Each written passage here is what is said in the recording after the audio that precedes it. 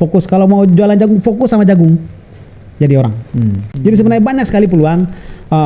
Ada yang disebut NTT itu lumbung ternak, tapi kenyataannya adalah bisnis yang bisa bertahan di masa pandemi. Ada empat bisnis yang bisa bertahan. Satu itu saya sempat kuliah tapi putus kuliah. Saya menjadi security di beberapa tempat. Tapi saya kunci ke dia. Saya bilang nanti kalau kamu jualan, saya yang supply bahan bakunya. Saya supply bahan bakunya. Dari jual satu itu, saya buka 3. Saya buka 3. Saya mau ngangkat sebanyak mungkin orang-orang kita.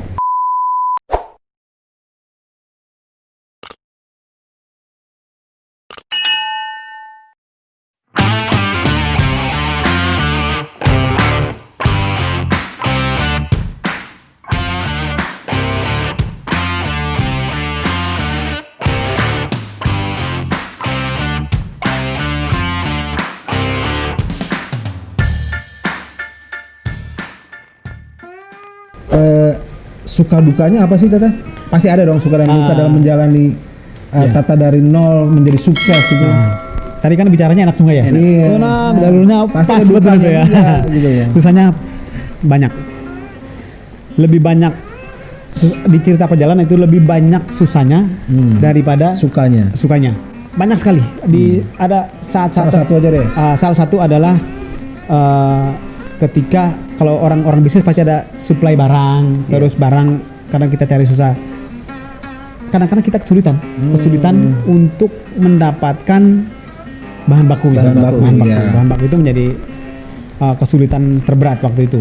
Kalau saya cerita bagaimana saya mulanya saya bisa mungkin supply saya sekarang sehari mungkin sekitar 1 kadang-kadang 3 ton sehari supply untuk seluruh barang. Itu belum terhitung sama yang di Surabaya ya. Itu menurut saya cukup besar, tapi trial and errornya banyak. Saya pernah salah beli jagung. Untung yang punya mau saya pulangin. Lalu tiba-tiba menjelang tahun baru barang tidak ada karena ditahan untuk betul. Jadi banyak sekali. Lalu waktu itu misalnya kita kesulitan modal, terutama kesulitan modal waktu itu masih awal-awal perjuangan itu modal nomor satu lah ya. Pinjam ke mana nggak ada yang ngasih. Ke bank itu apalagi kita tidak punya aset yang menjaminkan, tidak punya apa-apa. Nggak usah kur aja nggak dikasih. Karena emang siapa kita gitu loh, siapa kamu punya apa yang bisa dijaminkan supaya kamu bisa dapat pinjaman. Jadi kesulitan itu kita lewatin. Akhirnya ya bisnis plan kita atur sedemikian sehingga kalau bisa terlepas dari utang piutang sama bank. Dengan modal bisnis plan saya, dengan modal pengalaman saya sekian tahun ya, itu saya bisa meyakinkan pemilik modal. Jadi pemilik modal adalah saudara-saudara saya, beberapa saudara saya yang punya berapa? Saya punya 100 juta. Waktu bikin gerobak dorong pertama, saya butuh kurang lebih sekitar 230 juta. Itu proyek pertama itu 25 gerobak dorong pertama. Saya butuh 230 juta. Uangnya dari mana? Dari saudara-saudara. Saya meyakinkan mereka dengan sebuah bisnis plan bahwa nanti akan ada penghasilan segini, ini segala macam, semua sudah detail saya bikin. Saya menjual itu bisnis plan. Tapi Reu pasti harus kasih keyakinan meyakinkan mereka. Iya. Jadi itu sulit. Kalau kita tidak punya track record sebelumnya yang jatuh bangun berdarah-darah sebelumnya, orang tidak akan yakin. Coba Reu saya misalnya, saya pinjam dong 230 juta, ada yang ngasih nggak? Nggak ada. Karena nggak ada latar belakang. Tapi kalau orang sudah pernah lihat, ini pernah jatuh bangun bertahan sampai sekian tahun, orang percaya sama kita. Jadi 230 juta dikasih, saya mulai proyek itu dan sukses. Terlepas dari kekurangan dan sebagainya kita perbaiki bersama. Jadi banyak sekali sebenarnya suka duka untuk membangun sebuah usaha, apalagi kita dalam tanda petik tidak pernah punya pengalaman bisnis ya. Iya. Kalau jualan mungkin saya punya pengalaman ini segala, tapi berpengalaman bisnis itu kan agak kompleks. Kita mengelola barang, memanage, manage itu ada memanage barang, memanage usaha kita, memanage manusianya apalagi. Lalu yang terakhir manage keuangan. Sangat banyak. Tetapi saya setiap persoalan saya berusaha supaya Selesai. harus ada solusinya. Saya harus selesaikan. Saya harus ada solusinya. Kalau masalah manusia, bagaimana caranya nih? Banyak sebenarnya. Iya. Jadi kesini-sini saya akhirnya berpikir begini. Orang-orang yang ada di sekitar, orang-orang yang bekerja yang sama kita, mitra-mitra kita dan sebagainya, itu kita manusiakan, melatih dia. Karena jujur sih, kalau kita mau dapat orang yang sangat bagus datang ke tempat kita untuk bekerja yang sesuai ekspektasi kita, itu tidak ada di dunia ini.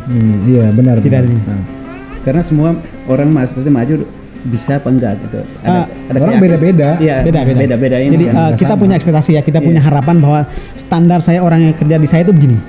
Harus tidak ada yang datang sesuai standar kita. Iya, pasti itu. Caranya bagaimana? Kita harus buat dia, kita harus didik dia, kita harus latih dia untuk menjadi Jadi sesuai kita standar sendiri kita. yang Ya. bikin. Jadi Nah, manusia pun harus kita bikin. iya.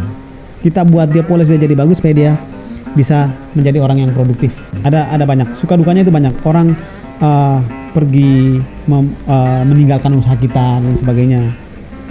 Belajar sebagai pengusaha baru waktu itu, ketika kita sudah punya orang bagus lalu dia pergi, itu kita merasa waduh, seolah dunia ini runtuh. Kayak gimana gitu ya. Lalu kita harus segera menemukan cara. Akhirnya saya berdamai dengan hati saya bahwa anggap saya dia bukan aset saya gitu. Jadi kayak tadi bilang itu kan seperti ada omongan negatif itu sebenarnya pemicu ya. Itu juga pemicu kan sebenarnya. Reo? Betul. Jadi mendorong untuk Reo bisa itu ya. Ada banyak. Survive ya. ya. Salah satunya itu. Salah satu. Salah satunya adalah Maaf, saya ungkit ini. suatu saat kita tidak akan didukung oleh orang yang mungkin dalam tanda petik banyak yang mungkin tidak senang sama kita. Ya, itu biasa. Nah, itu biasa. Tapi saya tidak akan pernah fokus ke arah itu bahwa Iya. lu nggak senang sama saya. Kalau lu mau gabung sama saya. Saya selalu akan mencari orang yang sepemikiran sama saya dulu. Iya. Jadi kalau kau tidak senang itu urusan kau. Kalau kau melihat saya mungkin larinya saya lebih cepat daripada kamu, ya itu karena saya punya kemampuan. Saya Iya, udah mengasah kemampuan saya. Saya udah latihan terus menerus jatuh bangun dan sebagainya. Jadi saya kira itu bukan halangan sih sebenarnya. Tapi dorongan juga sih Ya, sebenarnya. membina mental kita. Iya. Bisa gak kasih masukan nih buat kita nih para penonton lah, kakak adik semua yang merantau ke manapun Ya. gitu. Jadi supaya kita bisa menjadi sukses gitu. Kira-kira bisa kasih masukan nggak? Bisa. Menurut saya begini, buat saya bisnis itu menarik. Itu sangat menarik malah. Karena mungkin teman-teman punya definisi tentang usaha, tentang sebagai pengusaha berbisnis itu seperti apa. Mungkin punya definisi masing-masing, tapi buat saya definisi saya adalah bisnis adalah suatu upaya manusia atau inovasi terkeren di dunia ini untuk mencapai kebahagiaan. Kebahagiaan kayak apa? Kebahagiaan kalau berbisnis punya banyak uang, punya banyak waktu, bisa beli apa saja. Banyak yang mungkin profesi-profesi lain ada batasnya. Iya betul. Kalau berbisnis itu tidak ada batasnya. Kita Karena mau punya kita sendiri ya. kita punya sendiri. Iya. Banyak teman juga Reo. Kita akhirnya bisa dibilang kita naik kelas. Iya, Jadi iya, bisa naik kelas, kita bisa ketemu sama siapa aja. Bahkan sampai kita sekelas, saya punya bisnis jagung manis, saya bisa ketemu sama pengusaha sekelas Hermanto Tanoko. Sekelas-kelas pengusaha besar lah. Bahkan saya ikutin mereka punya kelas dan sebagainya. Iya. Jadi harus diikutin juga dengan memperbaiki kita punya upgrade kita punya kemampuan setiap saat. Iya. Itu penting. Jadi berbisnis itu sangat menarik. Kita bisa ada di mana saja, kita bisa hidup. Nah, pesan saya, pasti teman-teman semua punya keinginan ya. Keinginan paling pertama adalah semua orang pingin punya usaha. Iya. Semua orang kepingin jualan, ya kan? Kalau bisa selain saya bekerja di instansi atau saya bekerja di perusahaan, saya mau punya usaha dong. Iya. Nah, di titik ini kita kadang suka takut mengambil keputusan itu. Jangan-jangan titik-titik itu udah negatif tuh. Oh iya. Jadi Jangan-jangan itu adalah titik-titik negatif. Jangan-jangan nanti saya ditipu orang. Jangan-jangan nanti uang saya hilang. Jangan-jangan nanti saya rugi. Pola pikir ya. Nah, jadi mindset kita itu harus Positif. harus positif. Itu yang pertama. Lalu yang berikut, jangan tunggu besok. Jangan tunggu besok. Nanti dulu saya punya uang. Lah, buktinya saya bisa. Saya dengan modal bisnis plan yang saya bikin itu, saya bisa dapat modal. Gitu. Jadi prinsip saya adalah bukan bermimpi. Kalau kita bermimpi, itu berarti kamu harus punya mimpi. Rubah. Saya merubah itu. Jangan hanya punya mimpi, tapi paling tidak you punya Action. Disebutnya belief. Terus punya keyakinan. Keyakinan lu mulai dari mana? Dari bikin bisnis plan itu. Direncanakan, detail-detailnya direncanakan sampai benar-benar yakin dan action. Belief, action, terus respons kita harus bagus. Responsibility kita harus bagus. Respon itu apa? Mungkin kita bicara tentang belief dulu ya. Belief itu keyakinan. Jadi jangan ajarin orang untuk bermimpilah setinggi. Iya udah, kalau mau bermimpi tidurlah kau. Ya kan? Supaya punya mimpi. Jangan terlarut di situ. Bangun lalu mulai dengan sebuah keyakinan. Bikin bisnis plan sedetail mungkin, apa yang mau kita buat ke depan. Lalu action. Action itu ada apa ya? Kalau saya bicara BARG, belief, action, respon. Action kita gampang, action. Kerja keras, kerja cerdas, kerja tuntas, kerja ikhlas. Tahu nggak itu rumusnya? Rumusnya Pak Sandiaga Uno. Lalu saya tambahkan lagi, bungkus keempat itu apa namanya? Action itu. Action tadi disebutnya 4 As itu, bungkus dalam satu kemasan yang disebut fokus. Fokus. Saya malah bilang kalau bisa laser fokus. Laser itu saking fokusnya itu besi aja bisa bolong, tembus. Jadi bayangkan fokus sama itu. Fokus kalau mau jualan jagung, fokus sama jagung. Jadi orang. Jadi itu sebenarnya action itu. Respons kita adalah kemampuan kita untuk menangkap peluang. Lihat, ada peluang nggak? Oh, ini peluangnya begini. Di NTT itu banyak sekali peluang. Banyak sekali peluang. Saya begitu sampai di NTT, saya beberapa anak muda sudah kumpul, lalu mereka minta apa yang kira-kira kita buat ya. Saya di satu kota kecil di Lembata namanya Lauleba, itu saya duduk di depan pintu.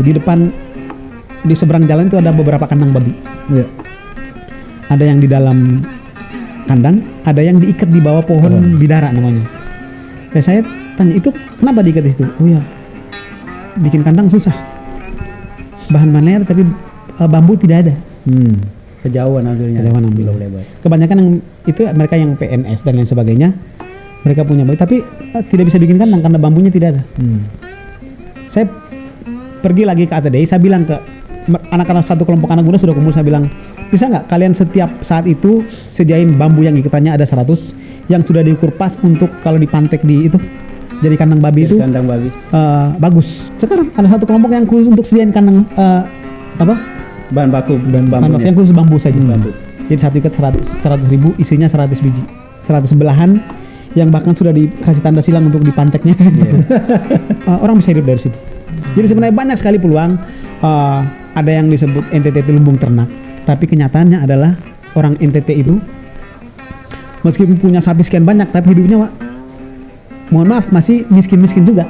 Masih miskin-miskin juga karena tidak ada yang menyentuh mereka dengan teknologi, mengajarkan mereka tentang bagaimana mengelola ternak yang baik, atau bahkan ada di daerah-daerah tertentu ada pertanian tidak diajarkan secara baik. Nah, mungkin ada banyak kendala, tetapi menurut saya respon kita harus bagus, harus bagus untuk menangkap semua peluang yang ada di daerah itu ya. Di daerah kita. Lalu yang berikut itu tentang perilaku kita juga berpengaruh. Makanya ada BARG ya, belief, action, response. Bar apa tadi? BARG. B kali A kali R pangkat G. G itu apa?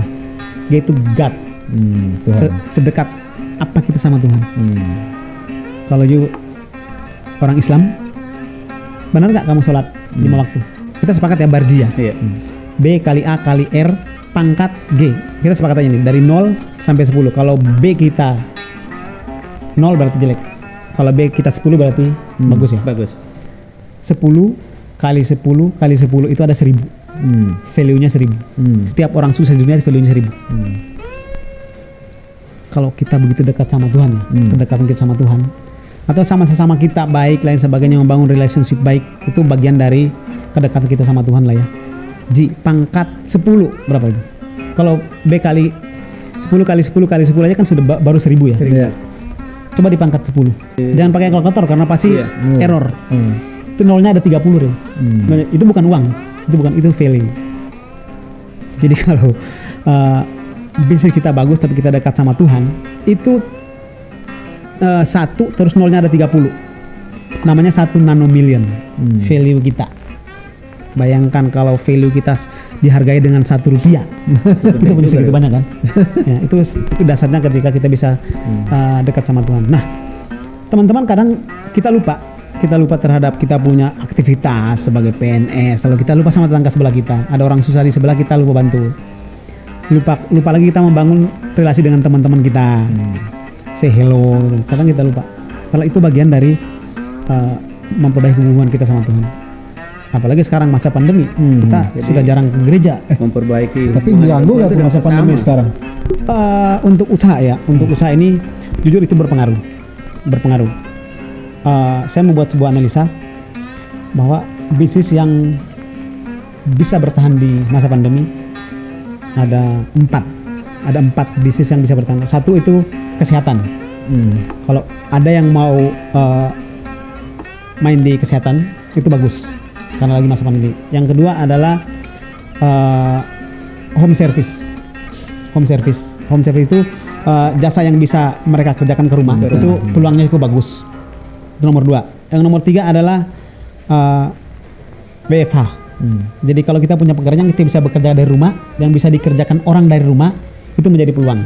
Misalnya ini di jagung itu orang bisa mipil jagung di rumahnya sendiri. Itu peluangnya cukup bagus. Yang ketiga baru food and kitchen. Jadi makanan sekelas jagung manis itu menjadi urutan keempat, menjadi urutan terakhir yang masih bisa bertahan di masa pandemi. Nah, saya itu masuknya di situ di urutan keempat. Itu aja masih survive lah paling tidak. Masih bisa. Jadi di masa pandemi itu menurut saya kita jangan psikologi kita terganggu dengan pandemi juga. Dan tidak kita punya strategi yang lain untuk bisa tetap hidup. Bisnis kita harus tetap jalan karena kalau kita bisnis kita harus jalan supaya kita tetap hidup. Di semua lini seperti itu. Tapi menurut saya setiap pengusaha itu harus punya strategi untuk keluar dari masa krisis ini gitu. Betul. Tapi saya lihat cerita dari awal sampai saat ini ya, saya perkembangannya itu bukan soal di bisnis saja ya. Saya mau mengangkat martabat orang sih Bang. Ya. Seperti itu ya. Banyak juga yang didapat ya. Obrolan ini sama Kakak Marianus. Semoga bermanfaat juga ya, buat semuanya. Ya. Jadi khususnya anak-anak usaha NTT aja sih. Ya. Buat anak NTT jangan takut berusaha. Jangan takut berusaha. Apalagi di masa pandemi. Justru ketika pandemi banyak peluang-peluang baru muncul. Nah sekarang mantap. Respon kita bagus apa enggak? Itu ya. Kalau kita punya bagus, kita, ya. kita pasti sukses. Ayo kita sukses bareng-bareng, teman-teman. Saya orang NTT asli. Saya dari kampung, saya ada di Jakarta dan saya bisa memberdayakan sekian banyak orang. Pesan saya adalah semakin banyak orang yang kita bantu, kita semakin banyak dapat doa dari orang-orang itu. Sukses dapat berkat dari berkat orang-orang yang udah sukses dapat berkat dari Tuhan ya kan. Jadi sukses itu bukan tentang berapa profit yang kita dapat, berapa yang kita dapat dari itu, tapi seberapa banyak orang yang kita bantu. Orang juga bahagia ya. Luar biasa. Oke. Saya rasa cukup ya. Tuh. Obrolan kita banyak manfaatnya.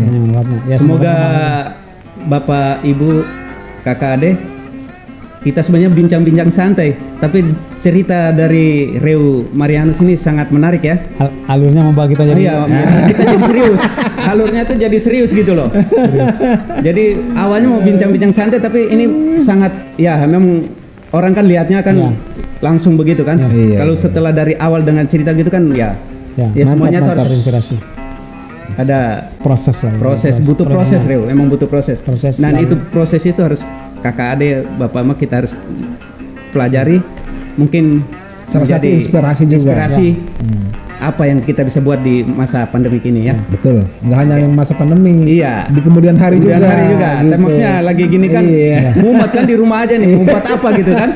Ya, Saya rasa itu. teman-teman dari NTT juga mungkin berpikir, waduh susah ya. Salah satu ya kekuatan adalah ketika kita jatuh kita harus bangun lagi, Nah, itu dia. Iya. Bangkit lagi. dan Jangan sampai bangkit. begitu jatuh putus asa gitu. Ah. Kalau tidak jalan, waduh ini kayaknya nggak bisa.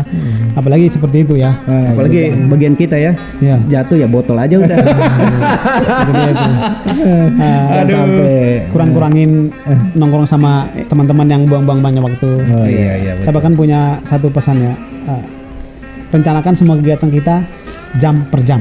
Oh, Jadi iya. jangan sampai satu hari ini saya mau bikin ini aja, tidak bisa. Oh, iya, Jadi, tidak akan maju. Harus ada planningnya ya. Planningnya itu jangan planning per hari atau per bulan atau paling kita planning per jam. Besok itu saya jam sekian sampai sekian ngapain gitu, segala macam. Ngapain. Itu mengurangi kita untuk bisa begitu ada teman datang, oh sorry saya jam segini saya harus kesini gitu. Oh, iya. Bukan berarti menolak teman Bukan, ya. bukan.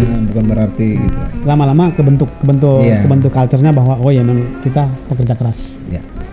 Jadi ada waktunya untuk Ya. teman, ada untuk Waktunya kegiatan, untuk ada kerja. semuanya. Oke. Oke, kami rasa dari Kapur Siri cukup ya cerita kita Mantap. pada Sore hari ini. Gini hari. Gini hari. Gini hari. Pada Kan gini nontonnya hari. bisa pagi, siang, Bisa sore, pagi, malam. siang. Iya, Jadi, betul. dengan Reo Marianus udah begitu banyak pesan dan kesan dari Reo. Semoga bermanfaat.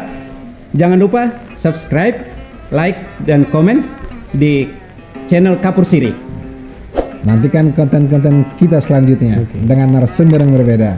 Sampai jumpa. Sampai jumpa. Salam Lobang Murata. Salam sukses.